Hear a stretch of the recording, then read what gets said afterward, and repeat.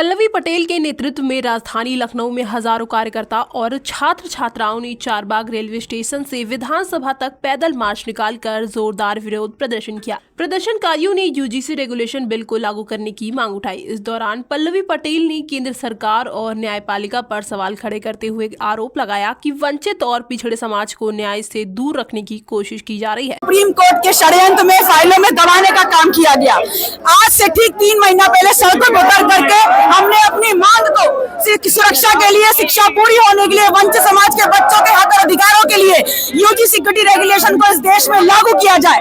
3 महीने का अंतराल देने के बावजूद हमने ये प्रयास किया कि उत्तर प्रदेश के हर सूबे, हर विधानसभा, हर गांव में जाकर के लोगों को बताने का काम करें कि यूजी सिक्योरिटी रेगुलेशन कैसे जरूरी है। और आज पुनः इस देश की सरकार के, इस देश के प्रधान सेवक से, उत्तर प्रदेश की सरकार से, न्यायपालिका से जवाब मांगने आए हैं। मामला तो सुप्रीम कोर्ट में है मैम।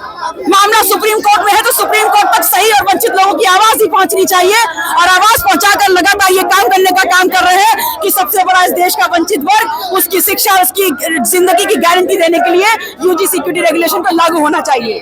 समाज लगातार इसका विरोध भी कर रहा है। देखिए, जो विरोध कर रहे हैं वो विरोध करे, हम उसके समर्थन में उतरे हैं। हमें यूजी सिक्योरिटी रेगुलेशन इस यूनिवर्सिटी में, इस देश के तमाम शिक्षण संस्थानों में लागू होना चाहिए और अविलंब लागू होना चाहिए। इस मांग के साथ सड़कों पे उतरे हैं।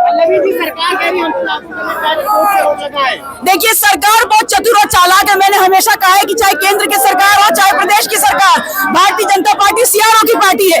ये कहते कुछ और है, करते कुछ और है। इन्होंने यूजी सिक्योरिटी रेगुलेशन इस देश की जनता को सुपुर्द करते हुए एक तीर से 2 काम करने का काम किया है। पहले तो वंचित समाज को बरगला दिया, उसके बाद अपने ही लोगों से सड़कों पे आंदोलन करवा करके इसको सर्वोच्च न्यायालय के जो घटनाक्रम है, जो तमाम न्यायपालिका है, उसे फंसाने का काम कर दिया। इससे पहले भी आपने पैदल मार्च करके ये मांग करी थी कि यूजीसी लागू होना चाहिए, लेकिन आपकी सुनी नहीं गई। एक बार फिर से आप देखिए, मैंने अपने पहले वक्तव्य से लेकर के आज 3 महीने के संघर्ष में लगातार इस बात को कहा है कि पुलिस चाहे सर फोड़ दे, चाहे हड्डियां तोड़ दे, चाहे जेल में डालने का काम कर दे, लेकिन जब तक यूजी सिक्योरिटी रेगुलेशन 2026 इस देश के शिक्षण संस्थानों में लागू नहीं होगा, वंचित समाज के बच्चों को न्याय नहीं मिलेगा, तब तक लगातार सड़कों से लेकर सदन तक आंदोलन करते रहेंगे। बड़ी संख्या में पुलिस बल के जवान तैनात है, बैरिकेडिंग लगा दी गई है, आगे जाने से रोका जाएगा। अरे, जाने से रोका जाए तो हम कौन से डरने वाले हैं? कमेरा समाज के लोग हैं। आज बैरिकेडिंग भी टूटेगी, प्रशासन की भी धज्जियां उड़ेंगी।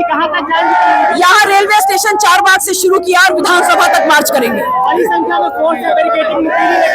अरे, आप उधर की फोर्स देख रहे हैं, इधर की भी फोर्स देख लीजिए। जो आम जनता है, जो सरकार को सरकार बनाती है और जिनके टैक्स के दिए हुए पैसे से इन तमाम लोगों की तनख्वाह बनती है। अगर इस पैदल मार्च से भी कोई सुनवाई नहीं होती तो आगे क्या कदम उठाएंगे? अरे, तो फिर ये जो कमेरा समाज दोबारा निर्धारित करेगा कि कब सड़कों पे आ रहे हैं, फिर आएंगे सड़कों पे। क्या कहेंगी सरकार से कि इस तरीके से? देखिए, इसका हाल भी कुछ ऐसे ही होगा, क्योंकि बंगाल के चुनाव के बाद अब उत्तर प्रदेश का चुनाव है।